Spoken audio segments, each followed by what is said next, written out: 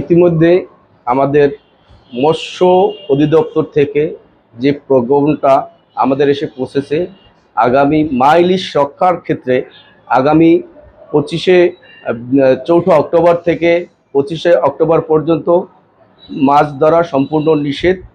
এবং এই মাছ ধরা নিষেধ ক্ষেত্রে আমাদের যেটা করণীয় সেটা হয়েছে আমরা মা ইলিশ ধরবো না।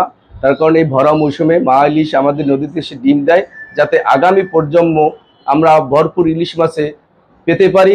সরকারি নিষেধাজ্ঞা সম্পূর্ণভাবে অক্ষরে অক্ষরে পালন করব, আমরা মা ইলিশ রক্ষা করব। আমাদের এটা সম্পূর্ণ বাজারজাত এবং মজুত করা এবং ধরা সম্পূর্ণ নিষেধ।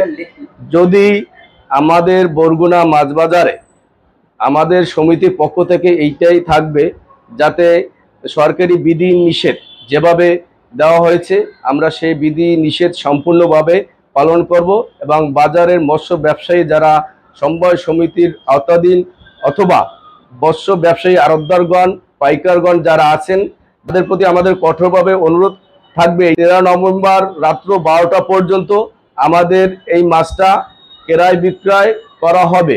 এরপর থেকে আর 4 অক্টোবর পর্যন্ত আমাদের কোনো প্রকারে কোনো মাছ ইলিশ মাছ বিক্রি করা হবে না এবং মজুত করাও যাবে না।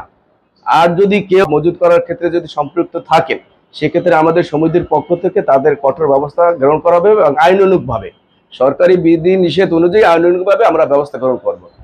ইলিশ প্রেমী যারা ইলিশ ক্রেতা, যারা ইলিশ খিচুড়ি খাওয়ার আগ্রহী যারা ছিলেন, তারা হয়তো এবার হয়তো আমরা ইলিশ মাছ অতটা এই মৌসুমে পাইনি, আমরা মজুত ক্রয় করতে পারিনি।